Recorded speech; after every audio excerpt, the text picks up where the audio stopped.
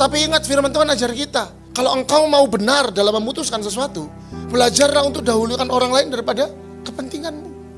Kepentingan kita tuh bukanlah segala-galanya. Yang terpenting adalah kepentingan orang lain.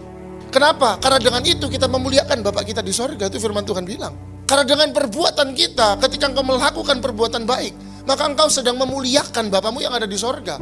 Jadi perbuatan baik gak menyelamatkanmu, tetapi dengan berbuat baik, orang lain dapat mengenal Bapa kita yang ada di sorga. Bagaimana cara kita mau punya masa depan yang baik, yang disusun dari keputusan-keputusan hidup kita? Yang pertama, dahulukan orang lain. Jangan cepat-cepat memutuskan sesuatu. Jadi sekali lagi, kalau Anda mau diberkati, Anda mau punya masa depan yang cerah, Anda mau punya hari esok yang dihormati sama orang lain, yang disegani oleh orang lain, perhatikan baik.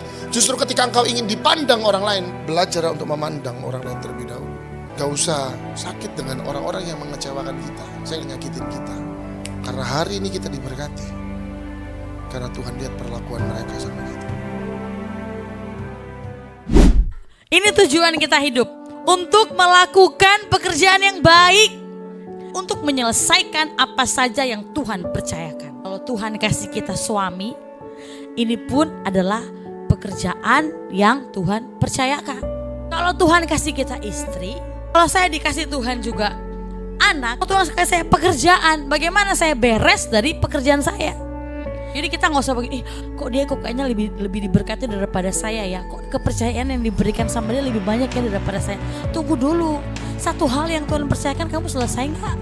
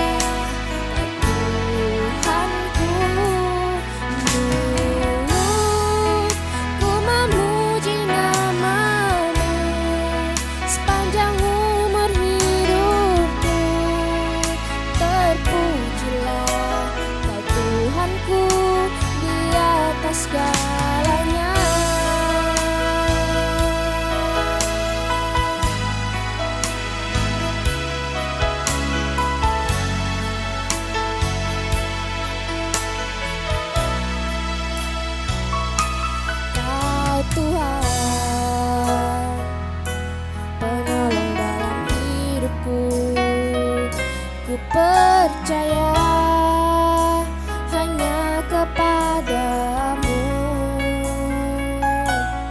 Kau pegang tanganku dan tuntun langkahku.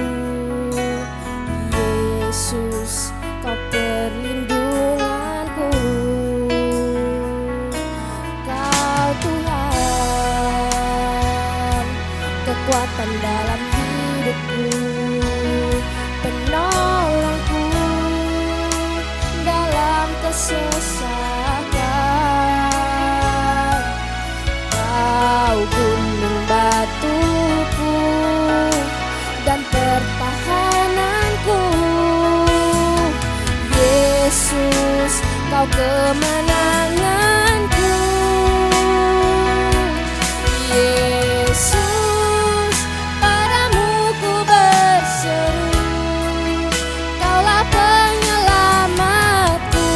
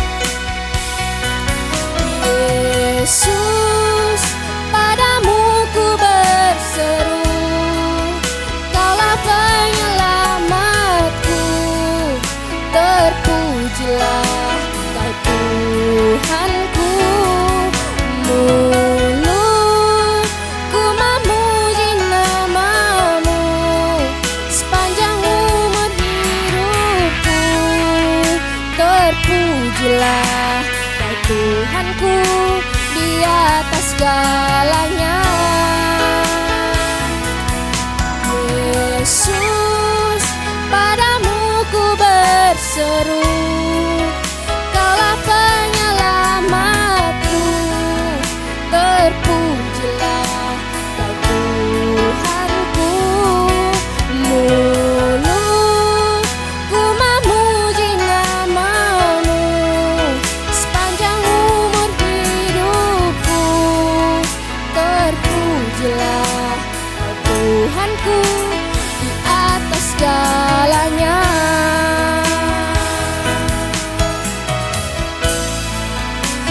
Di atas segalanya.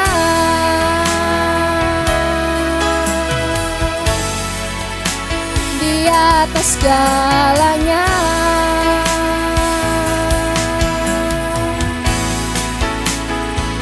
Haleluya.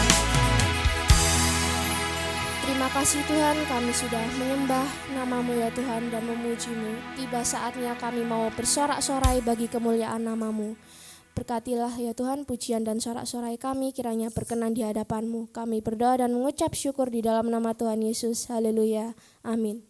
Jemaat yang terkasih dipersilahkan untuk bangkit berdiri. Mari kita memuji nama Tuhan.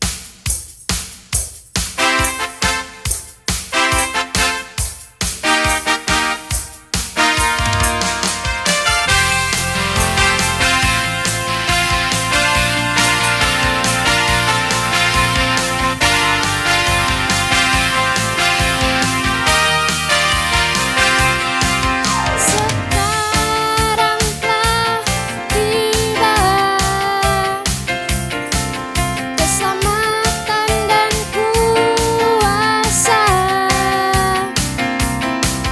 dan pemerintahan Allah kita, kuasa Dia yang diurapinya, karena telah dilemparkannya para pendakwa kita. Oleh darah anak domba, oleh kesaksian kita, iblis dikalahkan, kuasanya dihancurkan oleh darah anak domba.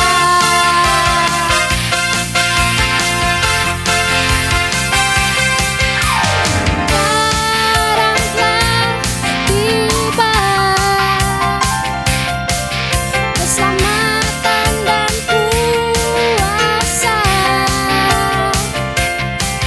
dan pemerintahan Allah kita, kuasa Dia yang diurapinya, karena telah dilemparkannya para pendakwa kita. Oleh darah anak domba, oleh kesaksian kita, iblis dikalahkan, kuasanya dihancurkan oleh darah anak domba. Oleh darah anak domba, oleh kesaksian kita, iblis dikalahkan, kuasanya dihancurkan oleh darah anak domba. Oleh darah anak domba, oleh darah anak domba. Haleluya, masih semangat? Mari kita angkat satu pujian lagi, lebih dari pemenang.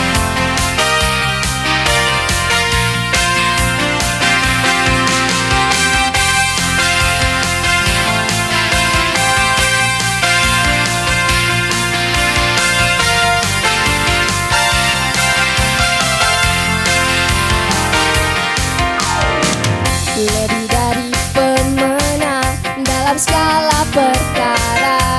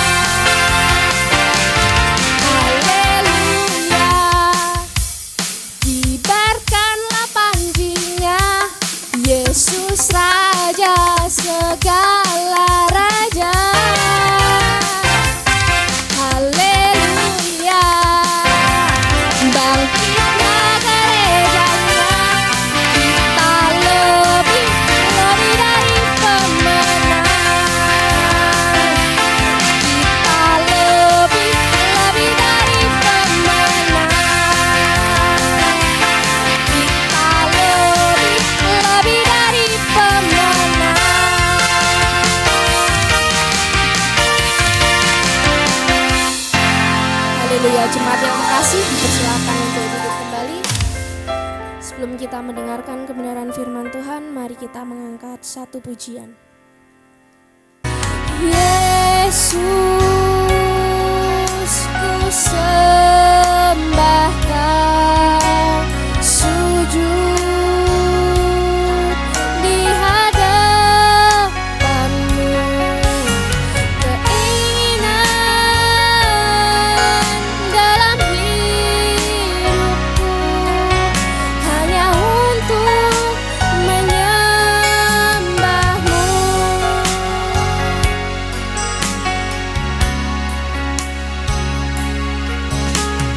Masuk hadirat-Mu dengan korban pujian. Masuk hadirat-Mu berhiaskan kekudusan.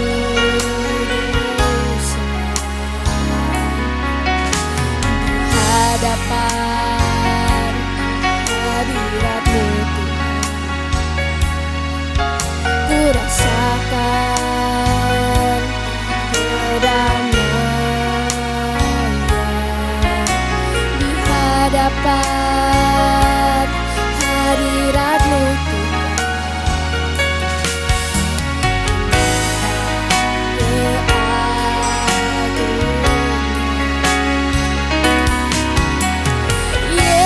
Yesus, ku sembah Kau, sujud di hadapan-Mu. Keinginan dalam hidupku hanya untuk menyembah-Mu. Yesus, ku sembah Kau, sujud di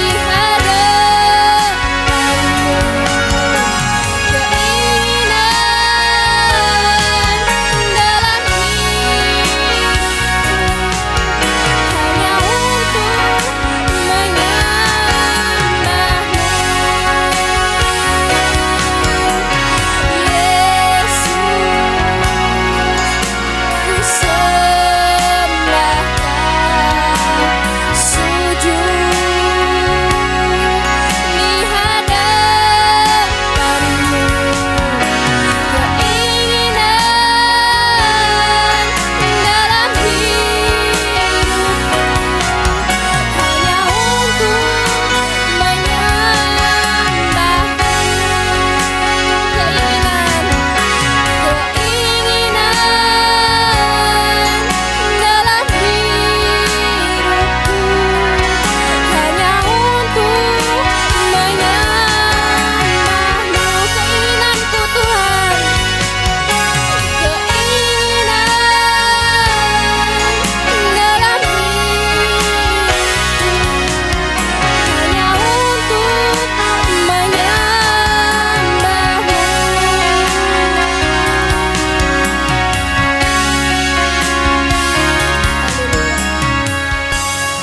Terima kasih Tuhan, kami telah memuji, menyembah, dan memuliakan nama-Mu. Sebentar tiba waktunya bagi kami untuk mendengarkan kebenaran firman Tuhan.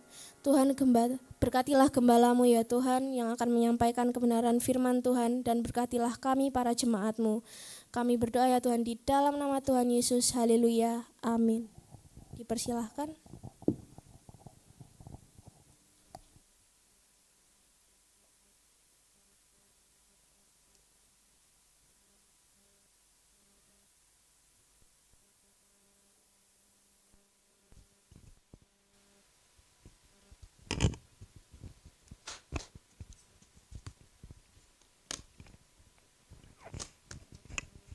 Ya, shalom.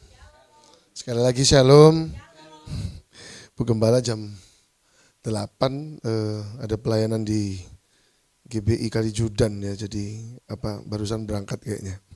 Puji Tuhan. Sehat semua? Diberkati Tuhan semua. Saya lagi jaga-jaga Ion ini ya, tahu-tahu lari ke sini bahaya nih.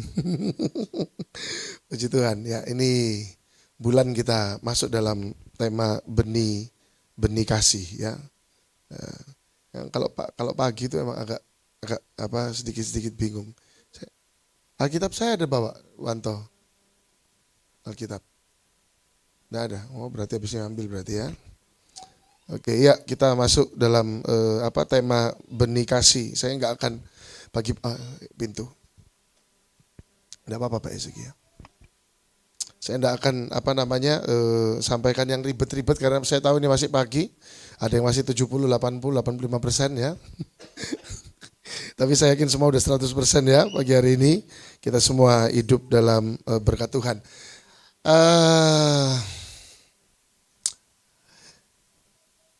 Hati-hati dengan, kita kan tahun ini kan temanya menabur benih, berkualitas dan memuliakan Tuhan. Nah kita masuk di dalam bulan yang kedua, yaitu bicara tentang menabur benih kasih. Nah hati-hati dengan kata-kata kasih, karena dunia ini mengubah kata-kata kasih itu sebagai bentuk kedagingan. Tuhan berkorban karena mengasihi kita, tapi seringkali kita jatuh dengan perasaan kasih. Ya, saya kemarin hari Kamis bagikan kepada jemaat doa malam. Saya punya seorang teman ya, saya kenal bapak ini dan keluarganya baik-baik. Dia juga diberikan kesempatan yang baik dalam pekerjaan. Tiba-tiba dia dari seorang yang biasa saja, tahu-tahu dia jadi seorang direktur, langsung dipegangkan beberapa perusahaan, karena memang mungkin owner dari perusahaan yang kebetulan saya juga kenal, dia melihat baik katanya, lalu akhirnya dia berikan tanggung jawab.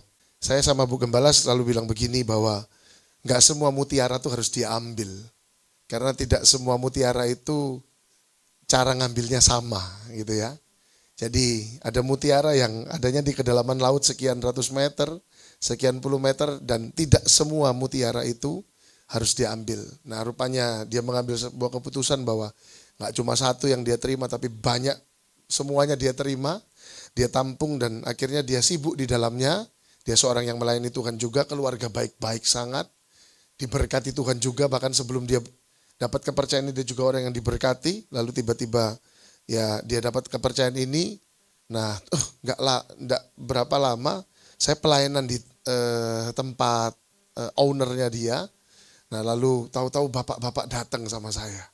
Lalu bapak bilang begini sama saya, Pak tolong kasih tahu bapak itu, katanya. Saya bilang, siapa saya lagi diam-diam, tahu-tahu saya dimarahin gitu. Tolong kasih tahu. Saya bilang, ntar Pak, Bapak marah sama saya? Enggak Pak, katanya. Ya jangan marah-marah dong kalau gitu sama saya. Dia bilang, iya Pak, tolong Pak, anak saya keluarganya kacau berantakan ya. Saya pikir kenapa? Ya. Terus ternyata tiba-tiba saya tahu bahwa ternyata bapak ini dia selingkuh ya sama wanita ya, yaitu adalah anak dari bapak yang komplain ke saya ini. Saya pikir, saya bilang sama Bu Gembala, apa hubungannya saya sama dia? Dibagi gaji juga enggak. Tapi kok tahu-tahu dapat omel gitu ya. Terus Bu Gembala bilang, ya sudah enggak apa-apa. Nah tapi saya masih pikir, enggak lah, itu cuma, karena saya tahu kualitas dari bapak ini. Saya pikir enggak lah, itu mungkin cuma pikirannya orang saja. Tapi sampai saya kaget, saya tahu kalau ternyata ya hari ini ternyata mereka tinggal bersama gitu ya, tanpa ada ikatan yang daripada Tuhan ya, karena memang tidak mungkin ada ikatan daripada Tuhan, karena masing-masing punya keluarga, baik-baik semuanya. Nah jadi hati-hati dengan kata-kata kasih, hati-hati dengan kata-kata kasih, karena kasih itu seringkali menyesatkan kita.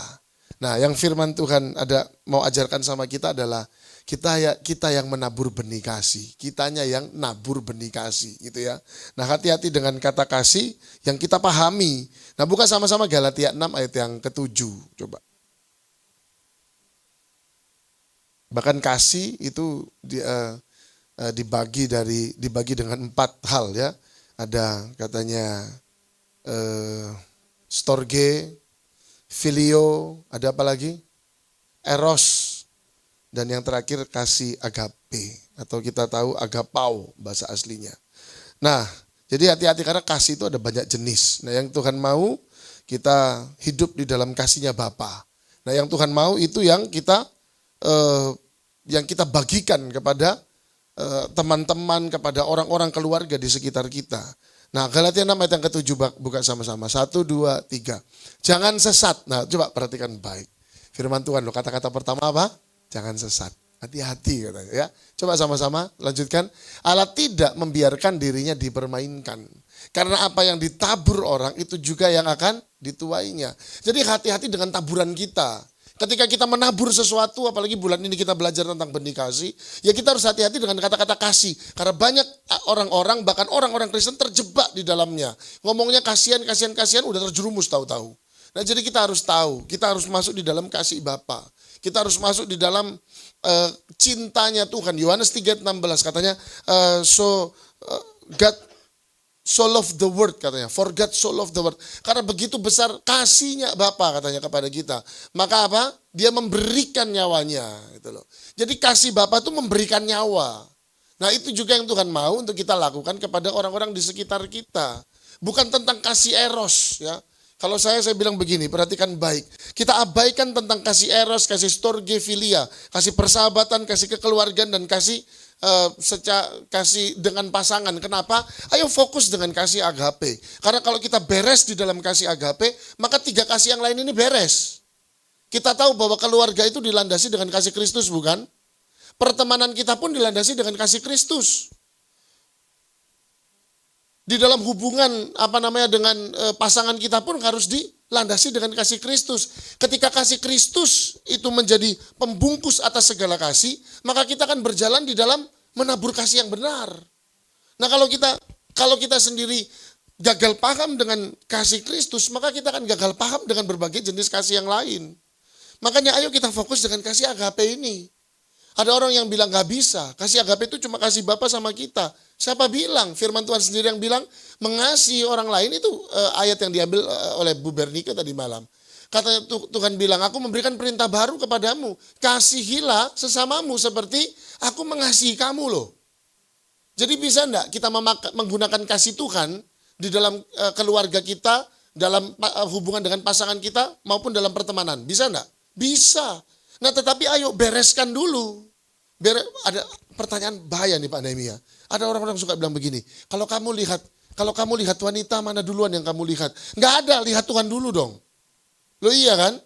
Ada yang jawab rambutnya, kakinya. Emang ada apa sama rambut sama kaki? Yang betul lihat Tuhan dulu dong, tanya Tuhan dulu dong. Tuhan, kira-kira dia enggak Tuhan? Kenapa kalau kita ngelihat kakinya, satu kali kita ditendang sama kakinya, kecewa kita sama kakinya. Iya kan? Kalau kita bilang, wah lihat wajahnya dong. Ada yang bilang, lihat hidungnya dong. Ada apa? Semuanya ciptaan Tuhan. Lihat Tuhannya dong. Berapa waktu yang lalu seorang bapak, ibu, dia bilang sama saya, Pak, Bu, saya minta tolong. Kenapa? Anak saya ini udah mulai menjalin hubungan dengan seseorang. Katanya sih, anak saya udah mau 30 tahun. Katanya sih dia serius. Iya, terus kenapa? Saya doakan, iya Pak, tapi gak cuma doakan Pak Pendeta katanya. Terus ngapain? Jadi gini, saya minta tolong kalau nanti anak saya mau ketemu keluarganya, tolong Bapak bersedia untuk temani kami keluarga, untuk datang ke keluarganya. Lo buat apa? Saya bilang, iya Pak, tolong liatin Pak. Emang saya dukun. Katanya tolong liatin Pak. Lo tapi ini benar, tolong liatin Pak. Kenapa? Apakah dia dari Tuhan apa enggak? Itu yang benar. Kita harus lihat, jangan lihat kakinya, jangan lihat rambutnya, jangan lihat hidungnya. Jangan lihat matanya. Rambut satu waktu bisa tambah tipis, iya kan? Saya dulu waktu sekolah rambutnya tebal. Sekarang saya kalau potong rambut, tukang potong rambut bilang, Pak, tambah tipis ya. Diam mulutmu, saya bilang. Lo rambut bisa tambah tipis, kulit keriput loh Bapak Ibu Saudara. Semakin umur itu tetap akan ada perubahan. Ada orang bilang gini, makanya Pak, kalau di klinik kecantikan tuh kulitnya ditarik katanya gitu ya. Pertanyaan saya gini, lah nanti kalau memang waktunya molor ya apa saya bilang? Karena sesuatu yang sangat ditarik, ya toh. Kalau bayangkan puluhan tahun loh ditarik. Lah nanti kalau dia molor lah, gambiar Pak, saya bilang kayak gitu. Iya juga ya, dia bilang begitu. Ya iya, sudah normal-normal saja. Ada orang yang bilang gini, Pak, salah enggak operasi plastik yang bukan dari Tuhan? Salah, saya bilang gitu. Oh dia nggak mau kalah lagi. Filler gimana Pak? Apa segala macam. Saya bilang gini, lakukan aja yang kamu mau. Tapi kalau sampai nanti ada apa-apa sama itu ya, keselamatan ditanggung penumpang saya bilang. Kalau saya ke dokter minta tarik, serem, takut semua Anda semua ya. Ini saya Pak Gembala udah tarik semua. Ya ini semuanya tuh mesti tanya Tuhan. Saya mau melakukan sesuatu untuk orang lain, saya tanya Tuhan. Setelah saya tanya Tuhan, saya tanya istri. Sepakat enggak kita? Kalau udah sepakat oke. Loh yang penting kan Tuhan Pak, iya. Tetapi kalau juga enggak sepakat antara pasangan, Amos 3 ayat 3 lo bilang apa? Berjalan ke dua orang kalau udah sepakat. Artinya gini, sesuatu yang daripada Tuhan, pasanganmu pasti sepakat. Damai sejahteranya sama, pasti. Kalau damai sejahtera ada sama, ya udah dua-dua duduk lagi tanya sama Tuhan. Apakah Tuhan berikan kesatuan hati? Kalau enggak, jangan berani-berani melangkah. Saya Pak ditawarin Pak jadi direktur di 3 perusahaannya. Saya bilang, wih banyak saya bilang. Iya Pak, ya udah saya bilang doa sama Tuhan. Dia enggak doa, dia enggak tanya. Hari ini saya sedih lihat keluarganya. Saya taruh doa saya buat keluarga ini. Orang tuh kalau udah masuk di dalam dosa, dia lupa. Dia pasang status. Lagi tidur sama perempuan dia pasang status. Saya sampai kaget sama Tuhan. Makanya hati-hati. Makanya sudah betul itu firman Tuhan bilang, upah dosa ialah not only talks about hell Bapak Ibu Saudara. Gak bicara tentang neraka saja. Tetapi kalau kita udah masuk di dalam dosa kita tidak terasa. Kita dikuasai oleh dosa tersebut. Hal yang memalukan kita udah gak sadar, kita udah gak memalukan. Ini Bapak hidupnya luar biasa, sangat terhormat. Satu hari dia foto pom bensin, dia bilang aku loh sekarang tidurnya di sini. Bisa dia bilang aku sekarang lagi diproses Tuhan. Enggak Pak, lagi dihajar. Loh Pak Gembala kok menghakimi? Saya tidak akan hakimi kalau saya tidak tahu ini benar-benar seperti itu. Masa itu proses Tuhan? Kalau sesuatu yang kita lakukan sendiri, kita tahu itu dosa terus kita tabrak gitu aja. Ya kita harus tahu kalau kasih Tuhan selalu menarik kita. Jadi kalau kita sementara, kenapa aku ngalamin seperti ini? Betul itu introspeksi. Daud aja bilang, selidiki aku, lihat hatiku. Nah makanya hati-hati dengan kata-kata kasih ini. Nah kita masuk di dalam bulan menabur kasih. Nah, perhatikan baik di mana saja kita harus menabur kasih tersebut. Coba Efesus 5 ayat yang kedua. Efesus 5 ayat yang kedua.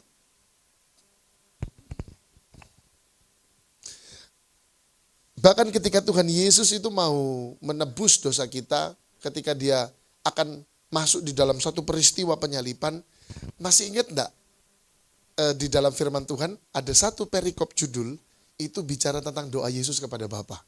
Ingat enggak?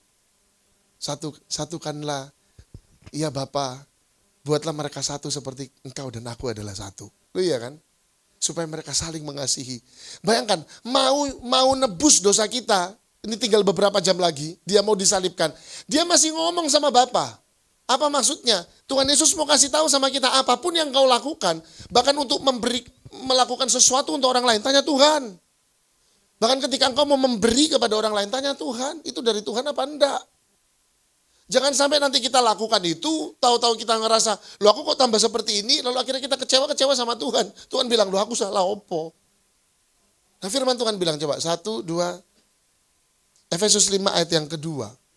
Efesus 5 ayat yang kedua. Ya, 1, 2, 3. Dan hiduplah di dalam kasih. Tapi nggak sampai di situ, diterangkan sebagaimana Kristus Yesus. Jadi Tuhan mau ketika kita mengasihi orang lain, kita harus pakai kacamatanya Allah dalam mengasihi kita. Jangan sampai kita terjerumus. Saya tanya sama istrinya, kok bisa nih Bapak kok seperti ini? Iya Pak, karena yang pertama dia kasihan Pak sama karyawannya ini. Akhirnya ya kasihan akhirnya jatuh bareng kan. Jadi hati-hati. Kalau sekarang tuh suka musim yang namanya reuni. Kembali menjadi satu katanya. Ya reuni ketemu mantan bahaya kalau nggak siap. Loh iya kan? Kalau pas lagi bertengkar sama pasangan terus tahu saya sama Bu Gembala kami sepakat jalan enggak reuni-reunian. Kalau reuni sama Tuhan aja. Ngapain? Loh berarti kita kalau jadi orang Kristen harus eksklusif gitu Pak? Bukan. Jangan salah paham sama Tuhan. Dia tahu keterbatasan kita dan jangan sekali-sekali melangkah di luar keterbatasan itu. Kenapa? Karena kita ini masih daging. Dosa itu katanya ngintip. Kalau Yesus saja firman Tuhan bilang setelah Tuhan Yesus dicobai sama iblis dalam puasanya Yesus, lalu firman Tuhan bilang mulai saat itu iblis mencari waktu yang tepat katanya. Lah Yesus saya dicobai apalagi kita Pak Bu. Jadi kita harus hati-hati. Ada orang bilang gini, saya akan menginjil di diskotik. Oh jangan macam-macam. Kalau nggak Tuhan suruh jangan sekali-sekali masuk sana. Setelah masuk di sana ya udah keluar-keluar ada gandengan akhirnya. Oh iya kan? Itu kan bahaya. Jadi kita harus tahu. Nah makanya firman Tuhan bilang, hiduplah di dalam kasih. Tapi gak berhenti di situ, koma. Sebagaimana apa? Kristus Yesus juga telah mengasihi kamu. Bilang sama kanan kiri, hai Tuhan Yesus yuk. Bilang. Iya, harus kayak Bu Ira bingung. Aduh, suamiku di depan. Wanto sama siapa namanya? Yabes juga bingung. Agak aneh nih ngomong kasih. Itu firman Tuhan. Firman Tuhan bilang hiduplah di dalam kasih. Tapi nggak titik, koma. Sebagaimana Kristus, Yesus juga telah mengasihi kamu. Jangan sampai kita tersesat hanya karena kata-kata kasih. Juga telah mengasihi kamu dan telah apa? Serahkan dirinya untuk kita sebagai apa? Persembahan dan korban yang harum bagi Allah. Hati-hati. Kolose 3:13. Kolose 3 ayat yang ke-13. 1, 2, 3. Apa? Sabar, bilang sama-sama, sabar. Iya, hadapi dalam keluarga itu yang paling penting sabar ya. Pak Ezekiel, Bu Bernika ya. Sabar. Bu Ira benar ya? Sabar. Ngadepin pasangan itu enggak gampang ya. Enggak gampang. Mbak saya sharing tadi malam. Wah, kalau Bu Gembala masuk kerja 7.26, udah enggak mau tahu pokoknya. Yang penting udah duduk sebelum 7.26, Bu Gembala tahu Bu Gembala itu enggak telat. Ya, udah kalau telat urusannya saya. Wah, berarti kamu yang yang telat. Udah saya ngebut aja. Itu motor nggak ada remnya itu ya, gas semua. Ya, gas semua. Gas ya, bercanda ya. Tapi ya perhatikan baik, kenapa firman Tuhan bilang sabar? Ya karena memang kita di dalam dunia ini tuh menghadapi banyak orang yang macam-macam, antik loh Bapak Ibu Saudara. Antik. Saya pelayanan. Tuhan percayakan melayani di sini, melayani di sana. Antik-antik orang itu macam-macam. Firman Tuhan bilang, sabarlah kamu seorang terhadap yang lain. Dan ampunilah seorang akan yang lain apabila yang seorang menaruh dendam terhadap yang lain. Perhatikan baik. Kalau Tuhan suruh sabar, berarti Tuhan mau kasih tahu kalau ada banyak masalah dalam hidup kita. Kalau Tuhan suruh sabar, berarti Tuhan mau kasih tahu ada banyak orang-orang yang akan uji kamu punya kesabaran. Nah, kesabaran itu berteman sama yang namanya pengampunan. Karena di dalam kesabaran akan selalu ada pengampunan. Orang yang suka tidak sabar, maka dia adalah orang yang suka membenci. Perhatikan baik, orang-orang yang iri, itu adalah orang-orang yang nggak sabaran. Keluar, Pak, sebelah barusan beli TV 43 inch. Loh iya kan? Kita juga harus cepat beli Pak. Loh iya kan? Orang kalau suka iri, dia adalah orang yang nggak sabar. Pengen cepat. Maka jangan sering lihat YouTube. Lihat orang yang kaya. Gaya-gayanya, kami mau membuat supaya Anda semangat. Entah yang ada bikin konslet kepala. Kok bisa orang itu kayak gitu ya? Kok bisa beli mobil yang kayak begitu ya? Kalau buat saya, mobil itu sesuai definisi aja. Adalah sebuah alat angkutan kendaraan yang bisa memindahkan kita dari titik A ke titik B. Betul Pak Ezekiel ya? Pak Nehemia ya? Betul ya? Jadi selama itu bisa memindahkan kita dari titik A ke titik B, ya sudah, bersyukur aja. Tinggal pilih, kalau mau 2 orang berarti motor, kalau mau lebih dari 2 orang mobil. Nggak usah lomba-lombaan, yang lain punya mobil 3 pintu kita minta 2 pintu. Yang lain minta 2 pintu kita minta 1 pintu. Yang lain punya 1 pintu, kita bilang sama Tuhan, aku mau yang nggak ada pintunya. Ya wes berarti nggak punya mobil gitu ya. Santai, saya punya moto sama Bu Gembala udah santai. Hidup ini tuh yang penting nyenengin Tuhan. Sudah, Tuhan kasih ini ya udah berarti itu Tuhan punya berkat buat kita. Tuhan kasih itu ya berarti itu Tuhan punya berkat buat kita. Hari ini kok saya masih punya sepeda pancal, ya berarti Tuhan lihat kamu masih belum butuh yang namanya sepeda motor. Habis ini gereja kita tambah 1 motor lagi buat angkutan ya. Tepuk tangan dulu buat Tuhan Yesus. Motor ya, bukan baru tetapi ya itu berkat ya, enggak apa-apa. Gak apa-apa, kalau mau ikut-ikut, yang lain punya motor. Kalau gitu gereja harus punya bis, kan gitu ya. Nanti habis itu gak berhenti. Kalau namanya orang iri kan gak berhenti ya Pak Ezekiel ya. Wah gereja, yang lain punya bis. Kalau kita gitu kita mesti punya truk gitu kan. Lama-lama punya pesawat, lama-lama punya helikopter. Repot, nanti balik lagi ke sepedanya Ion roda 3 kan gitu. Sudah ngucap syukur aja, firman Tuhan bilang sabarlah. Di mana kita harus banyak sabar. Saya mau bilang, sabar itu bukan untuk di luaran, bukan hanya tentang di luaran, bukan hanya tentang di tempat kerjamu. Tetapi yang pertama harus sabar itu di mana? Keluarga. Anda tidak akan pernah bisa sabar menghadapi klien, menghadapi orang-orang di luar sana. Anda tidak akan pernah bisa sabar menghadapi teman kerjamu. Kalau engkau nggak belajar sabar dari rumah. Kenapa? Karena alat uji kesabaran yang termutakhir itu awalnya dari rumah. Orang di rumah itu kan orang sakar PDW gitu kadang-kadang kan. Apalagi kalau udah konset ketemu konset, semaunya sendiri. Mau makan lapar ya iya, mau makan apa enggak tahu, kan gitu. Makan apa?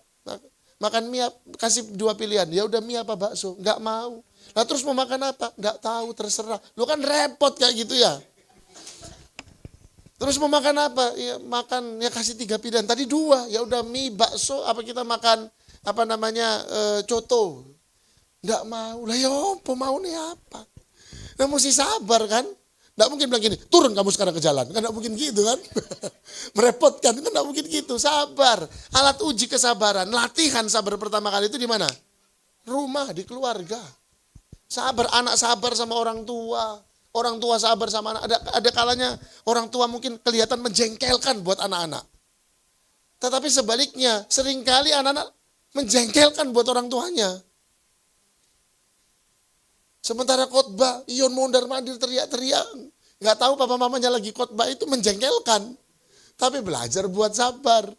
Kadang-kadang Bu Gembala bilang gini, saya ini serba salah. Pingin aja Ion di rumah, karena dia juga belum ngerti, tetapi enggak lah. Roh Kudus firman itu kan menyentuh, walaupun dia masih bayi, dia masih anak kecil. Tapi serba salah, mau diajak, nanti kalau di gereja ganggu jemaat. Enggak diajak. Dia harus ikut ibadah. Saya bilang ikut aja ibadah. Nanti Tuhan sumpel telinganya jemaat. Saya bilang gitu. Ya kita belajar untuk bersabar kan. Belajar untuk sabar. Kadang saya capek. Bu Gembala lelah. Capek kami pulang 11 malam kami tidur. Ion masih aktif berprestasi. Lompat-lompat gak karu-karuan. Sementara kami tidur. Dia pikir kami ini lawan mainnya dia Smackdown. Langsung tahu-tahu Bu Gembala lagi tidur enak. Dia gini. Ciat. Pak memang pas langsung di perut. Bu Gembala tinggal gitu aja. Gak bisa ngomong apa-apa. Saya yang tinggal peluk Ion. Saya bilang, Ion jangan bangunkan singa Ion. Saya bilang gitu. Karena kan orang lagi capek. Tetapi sabar itu dimulai dari mana? Keluarga. Sabarlah. Ada seorang ibu. Dia suami meninggal. Ketika suami itu mau dimakamkan. Lalu tuh ibu ini dikasih waktu untuk ngomong 1-2 patah kata. Lalu ibu ini bilang begini. Bagi sebagian orang ngorok itu adalah sebuah hal yang menjengkelkan. Kalau dia dengar dia lagi tidur pasangannya ngorok, dia marah. Dia jengkel kenapa? Karena dia tidak bisa tidur. Tapi bagi saya ketika saya dengarkan suami saya ngorok, itu adalah anugerah daripada Tuhan. Dia bilang gitu. Kenapa? Karena itu tanda dan bukti bahwa suami saya masih hidup. Tapi dia baru sadar itu waktu ketika suaminya udah tidak ada. Waktu Tuhan izinkan saya dan keluarga kena COVID. Saya ada di momen betul-betul saya itu sangat dekat sama Tuhan. Udah tinggal dikit lagi ya. Dipanggil sama Tuhan. Tapi ketika Tuhan berikan saya kesempatan untuk ya saya melanjutkan hidup ini, saya melayani. Bu Gembala itu satu momen bilang sama saya. Ada satu titik ketika kamu sakit. Satu hal itu buat saya sangat bersyukur. Kenapa? Karena tiap kali saya tidur ternyata Bu Gembala lihat perut saya. Jadi ternyata perut gendut ini bukan sesuatu yang hina. Ya. Mbak Dewi bilang, enggak Pak, kurang olahraga. Kenapa? Karena ini satu-satunya tanda. Orang kan kalau kurus napasnya enggak seberapa kelihatan. Tapi kalau gemuk benar-benar kelihatan, kenceng gitu kan waktu naik turun. Itu satu-satunya tanda, sinyal bahwa istri saya itu masih punya suami. Itu Bu Gembala bilang, itu satu-satunya tanda bahwa saya tahu kalau kamu masih hidup. Saya sama Bu Gembala pernah berselisih paham? Pernah. Pernah bertengkar? Pernah.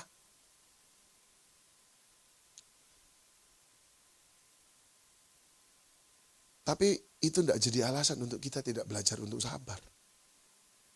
Karena ketika firman Tuhan bilang,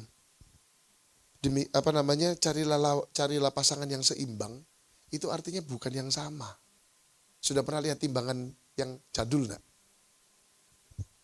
Itu antara kiri sama kanan bentuknya sama enggak? Tapi itu seimbang loh. Artinya seimbang berarti apa? Melengkapi. Jadi carilah pasangan yang mau melengkapi. Makanya saya selalu bilang begini, kalau kamu nikah, jangan pernah punya tujuan satu, yaitu untuk dibahagiakan. Menikah itu bukan untuk bahagia, saya bilang. Tapi menikah itu untuk membahagiakan. Anda bisa bayangkan kalau istri, ketika dia mau menikah, saya mau membahagiakan suami saya. Lalu suami bilang, saya mau menikah karena saya membahagiakan istri saya.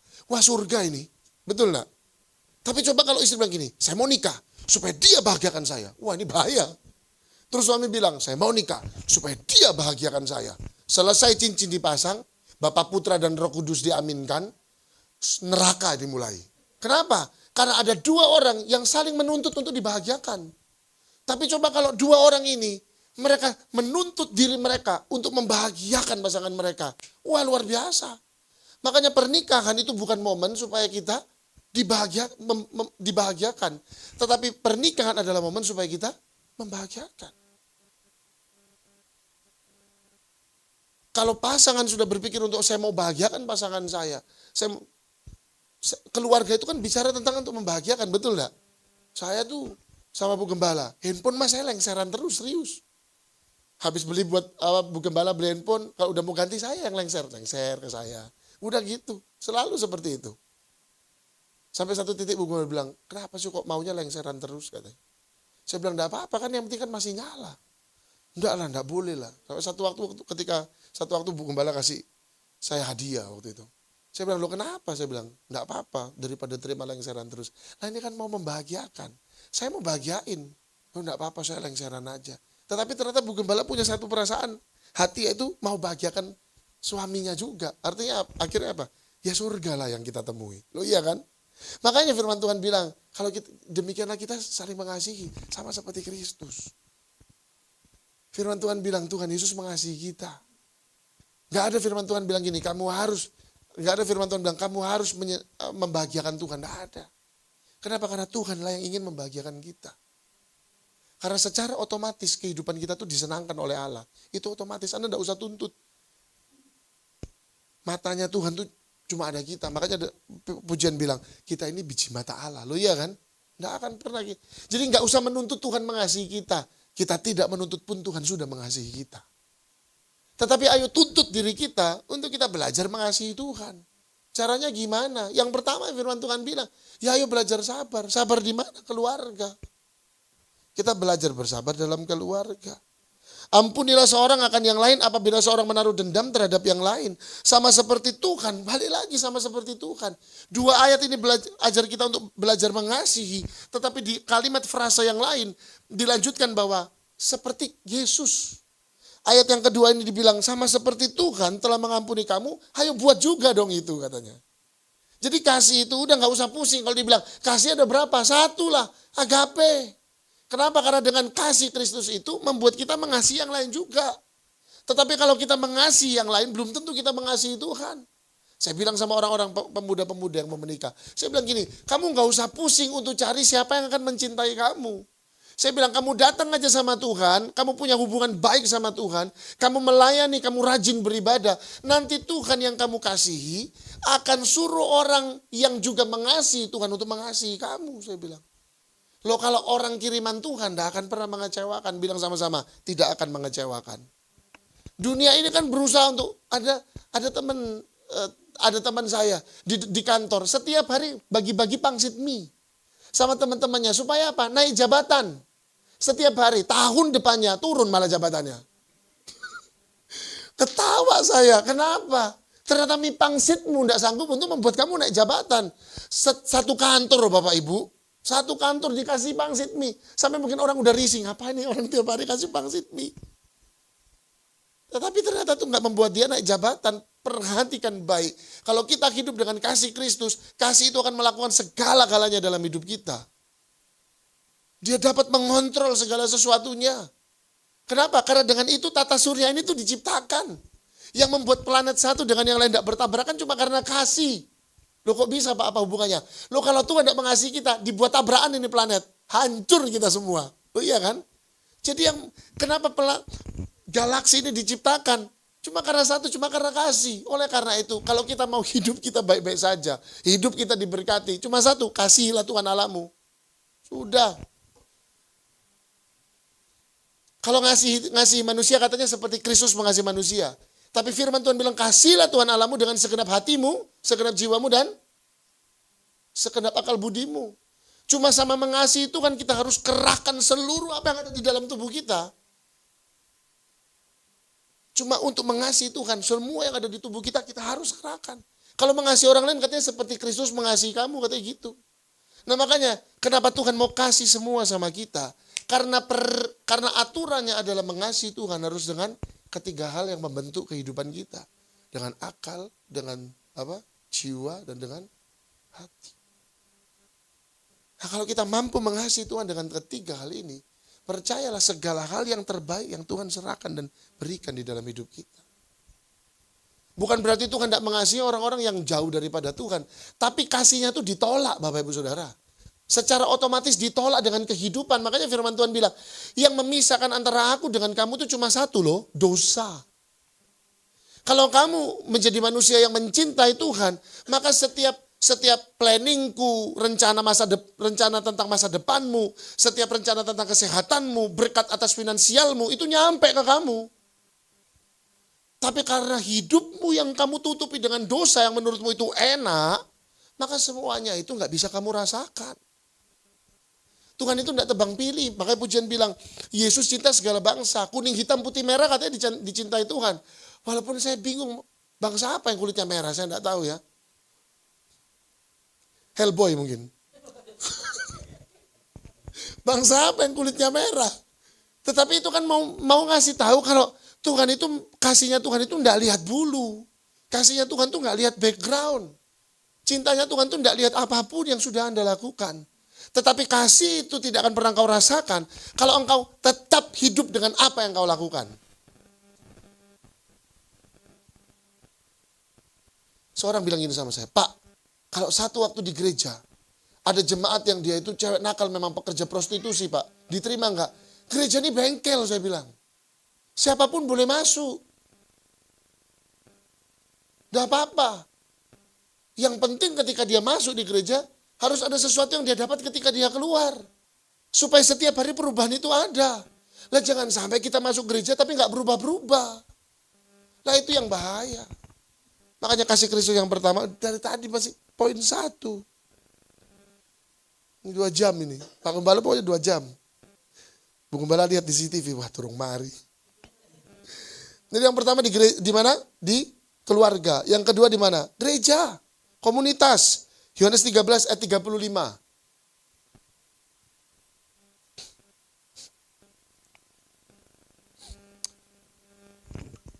2, 3. Murid yang duduk dekat apa?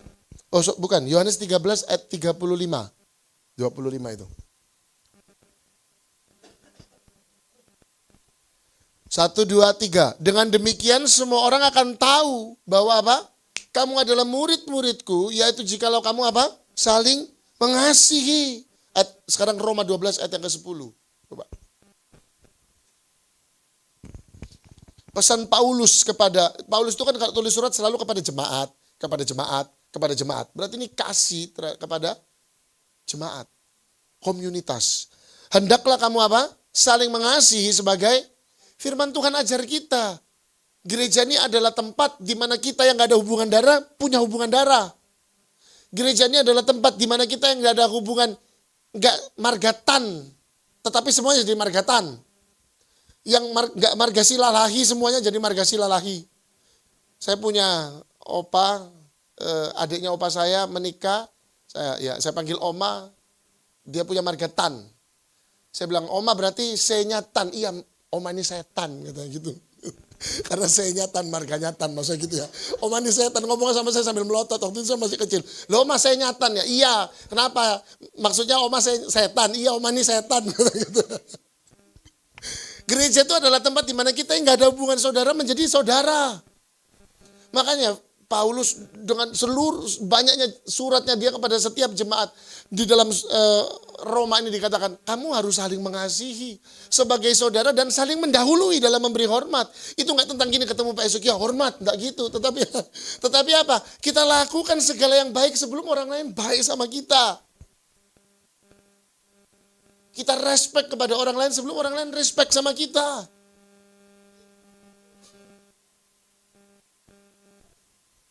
Tamu yang minggu lalu dia bilang begini. Sampai ketika saya ketemu di luar dia bilang gini. Saya terberkati loh sama Sencaki. Kenapa? Katanya selama ibadah gak ada yang tidur. Dia bilang. Saya bilang oh iya ya iya. Loh kok bisa kayak gitu? Oh iya ada Roh Kudus. Saya bilang. Gak ada yang berani tidur. Iya terus adem enak. Kalau datang iya AC-nya 3 bukan katanya. Apa terus saya kayak damai gitu kalau masuk sana ya. Hampir saya bilang ya udah masuk terus saya bilang gitu ya. Saya kayak damai. Kenapa? Karena ada kasih di sini. Di sini ada teguran enggak? Ada teguran. Tetapi kasih menutupi semuanya. Kita saling mengasihi antara satu dengan yang lain. Bu Gembala kalau doa buat jemaat tuh sampai nangis di lantai. Mungkin karena kita laki ya Pak Ezekia ya.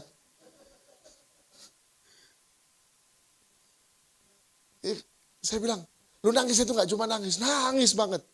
Sampai saya bilang, mana ada yang meninggal. Saya bilang gitu. Kata Bu Gembala, tiap kali mendoakan jemaat selalu. Ini tangisan katanya, supaya jemaat ada di dalam berkat Tuhan.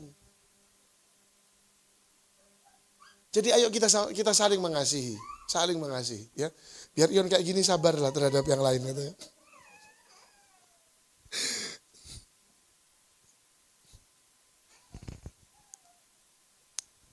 Kalau sebuah pohon itu tumbuh sendirian, ketika angin itu kencang datang, maka dia punya potensi yang lebih besar untuk jatuh. Betul ya?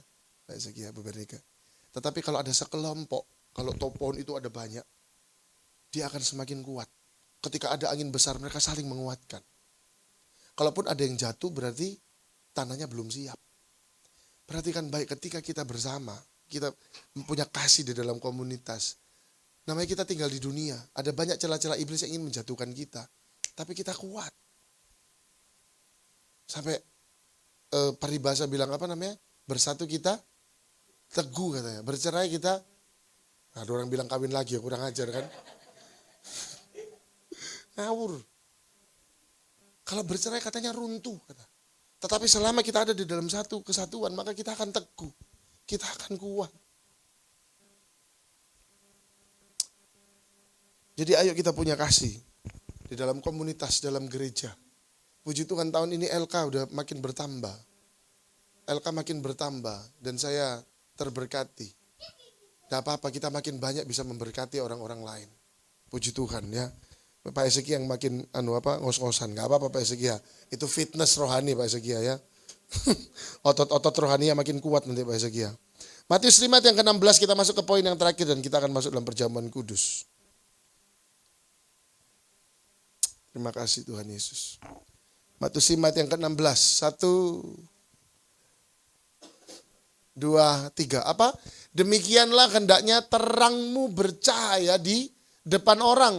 Supaya mereka melihat perbuatanmu yang baik. Perhatikan baik. Firman Tuhan bilang, supaya mereka lihat perbuatanmu yang baik. Karena bukan itu tujuannya. Tujuan perbuatan kita yang baik adalah kemuliaan bagi Bapa kita di sorga. Makanya kan benih itu harus ditabur. Dan ketika itu ditabur kita harus tumbuh dengan berkualitas. Ketika kita tumbuh dengan berkualitas, kita menjadi pohon yang banyak buahnya, nggak hanya daunnya saja. Maka itu akan membawa kemuliaan bagi nama Tuhan. Itu urutannya. Tetapi perhatikan baik, apakah orang-orang yang membawa kemuliaan bagi nama Tuhan hidupnya nggak diberkati? Diberkati dong. Kalau kita dikenal kita suka memberi, kalau kita dikenal kita suka berkorban, tentunya Tuhan, firman Tuhan loh ajar, yang memberikan kita benih kan untuk menabur, betul kan?